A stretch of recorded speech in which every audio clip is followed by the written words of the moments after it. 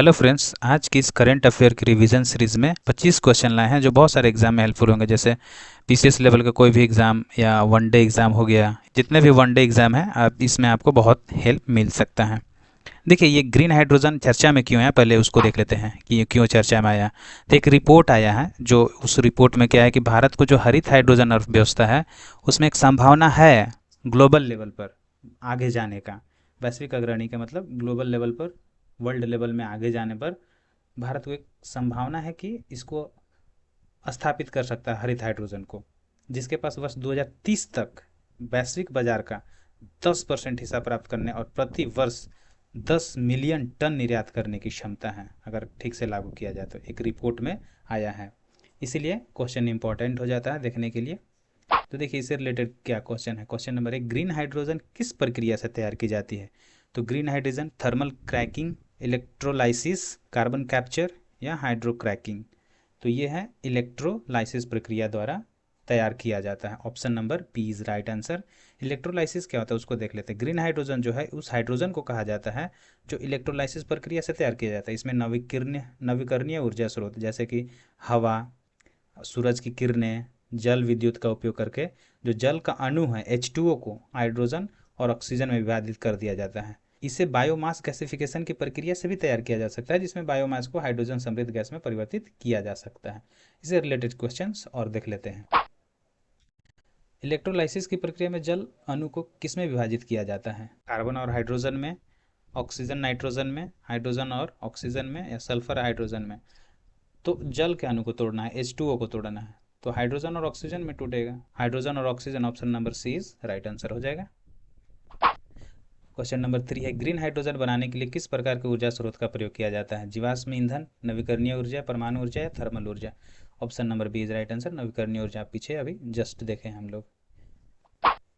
Biomass gasification से क्या प्राप्त होता है। कार्बन कैप्चर या हाइड्रोजन समृद्ध गैस या मीथेन गैस या ऑक्सीजन गैस। तो हाइड्रोजन समृद्ध गैस प्राप्त होता है। बायोमास गैसिफिकेशन से भी ये बना सकते हैं, अगर इलेक्ट्रोलाइसिस विधि से नहीं बनाए तो उसमें हाइड्रोजन समृद्ध गैस मिलेगा। Option number B is right answer. Question number 5 है, ग्रीन हाइड्रोजन का उपयोग इनमें से किस क्षेत्र में किया जा सकता है। उर्वरक उद्योग में, इस्पात के उद्योग में, परिवहन में कि सभी में। तो option number D is right answer हो जाएगा, सभी में, उपयुक्त सभी में। 6 है, ग्रीन हाइड्रोजन आधारित वाहन किस नाम से जाने जाते हैं। बीई भी या FCEV या HEV या PHEV। तो FCEV नाम से जाना जाता है। देखिए क्या होता है, फ्यूल सेल इलेक्ट्रिक व्हीकल विमानन एवं समुद्री परिवहन, उर्वरक, रिफाइनरी और इस्पात जैसे विभिन्न औद्योगिक क्षेत्रों में जो इसका अनुप्रयोगों की एक विस्तृत श्रृंखला शामिल है, सब में यूज़ किया जा सकता है।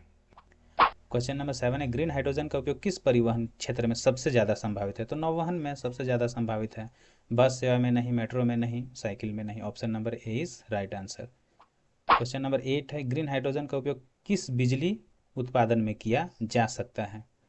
ताप विद्युत या परमाणु विद्युत में या नवीकरणीय आधारित विद्युत में या कोयला विद्युत में। नहीं, तो नवीकरणीय आधारित विद्युत में किया जा सकता है। Option number C is right answer. Question number 9 है, भारत वर्ष 2030 तक वैश्विक ग्रीन हाइड्रोजन बाजार का कितना हिस्सा पाना चाहता है। ये 10% हिस्सा पाना चाहता है, संभावना है उसमें। Option number B is right answer. वैश्विक ग्रीन हाइड्रोजन बाजार का अनुमानित आकार 2030 तक कितना होगा। 50 मिलियन मीट्रिक टन नहीं, 70 मिलियन मीट्रिक टन नहीं, 100 मिलियन मीट्रिक टन से अधिक 2030 तक अनुमानित है। तो ऑप्शन नंबर कौन हो जाएगा, C is right answer. Question number 11 है, भारत ग्रीन हाइड्रोजन से प्रतिवर्ष कितने million metric ton carbon dioxide उत्सर्जन में कमी लाना चाहता है। तो ये लगभग 50 मिलियन मीट्रिक टन में कमी लाना चाहता है कार्बन डाइऑक्साइड में। Option number B is right answer हो जाएगा। क्वेश्चन नंबर 12 है, भारत की उत्पादन क्षमता लक्ष्य 2030 तक कितना है। 2 मिलियन मीट्रिक टन या 5 मिलियन मीट्रिक टन या 8 मिलियन मीट्रिक टन या 10 मिलियन मीट्रिक टन। तो उत्पादन क्षमता कितना है, 5 मिलियन मीट्रिक टन 2030 तक, ये आपको ध्यान में रखना है। ग्रीन हाइड्रोजन वैल्यू चेन से कितने रोजगार सृजन का अनुमान है। 2 लाख नहीं, 4 लाख नहीं, 6 लाख हाँ, 10 लाख नहीं। Option number C is right answer. Green hydrogen की लागत कितनी है। 2 से ढाई डॉलर पर केजी या 3 से 3.5 डॉलर पर केजी, 4 से 4.5 या 5 से 5.5। तो ये लागत है 4 से 4.5 डॉलर पर KG. Option number C is right answer. CAGE में सी का क्या अर्थ है। देखिए CAGE क्या है, जो ग्रीन हाइड्रोजन को लागू करने में जो समस्या आता है उसे एक वर्ड दिया गया है, CAG में किया गया है। इसमें सी का क्या अर्थ बताया गया है? इसमें सी का अर्थ बताया गया है carbon credit. Cost, carbon credit नहीं, कॉस्ट बैरियर बताया गया है। कैपिटल ग्रोथ नहीं, केमिकल एनर्जी नहीं। ऑप्शन नंबर कौन हो जाएगा? बी। देखिए क्या होता है CAG। कॉस्ट बैरियर जो होता है क्या होगा कि शुरुआती चरण में जो ग्रीन हाइड्रोजन की लागत है 4 से 4.5 डॉलर अमेरिकी डॉलर है जो प्रति केजी है, जो ग्रे हाइड्रोजन से कहीं अधिक है। इसका मतलब ग्रे हाइड्रोजन सस्ता पड़ता है, ये महंगा पड़ता है, तो कॉस्ट का बैरियर तो आएगा, इसीलिए जो प्रतिस्पर्धा है वो कठिन हो जाता है। क्वेश्चन नंबर 16, केज में ए का क्या अर्थ है? एक्सेस टू कैपिटल या एलोकेशन ऑफ रिसोर्स या एयर पॉल्यूशन कंट्रोल या एडवांस रिसर्च। तो इसमें जो है allocation, sorry, access to capital. इसका मतलब होता है कि पूंजी तक पहुंच कैसे हम बना पाएंगे। इलेक्ट्रोलाइजर और नवीकरणीय क्षमता में भारी अग्रिम निवेश की आवश्यकता जो निजी क्षेत्र में अभिकर्ताओं को हतोत्साहित करती है। प्राइवेट सेक्टर में जो लागू करना चाहता है उसको पूंजी नहीं मिल पाता है उतना। क्वेश्चन नंबर 17, जी का क्या अर्थ है केज में?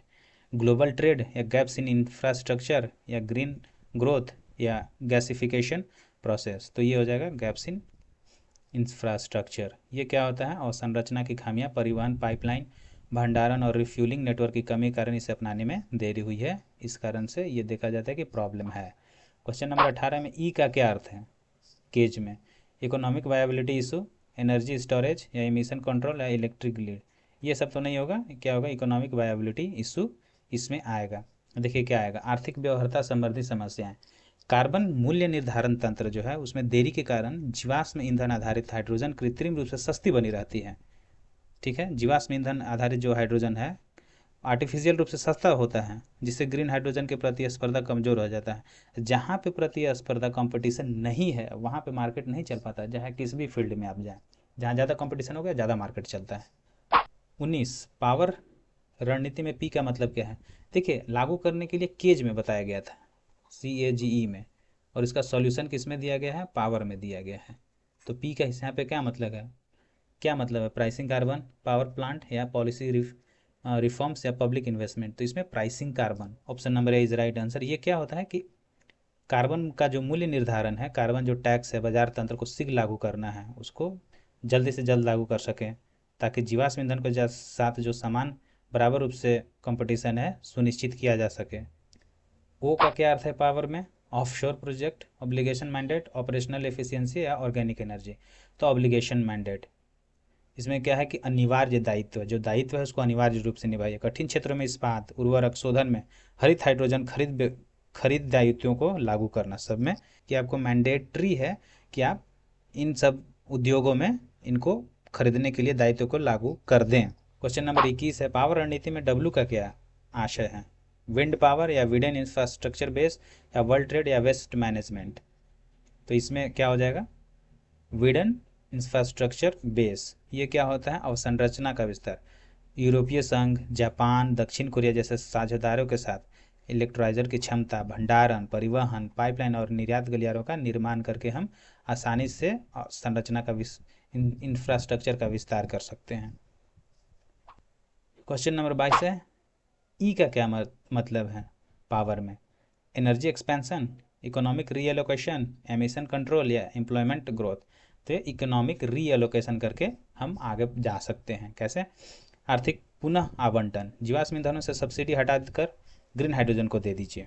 साथ ही प्रोत्साहन एवं व्यवहारता अंतर वित्त पोषण प्रदान कर दीजिए। मतलब आम जिंदगी में यूज़ होने वाले में सब में यूज़ करने के लिए आप उसमें रीएलोकेट कर दीजिए सब्सिडी हटा करके। क्वेश्चन नंबर 23 है, पावर रणनीति में आर का क्या आशय है? तो renewable research, risk pooling through demand aggregation या रिसोर्स एलोकेशन या रीजनल पार्टनरशिप। तो इसका हो जाएगा risk pooling through demand aggregation. मांग समेकन द्वारा जोखिम साझा करना, भुगतान सुरक्षा तंत्रों के साथ खरीद प्लेटफॉर्म बनाना।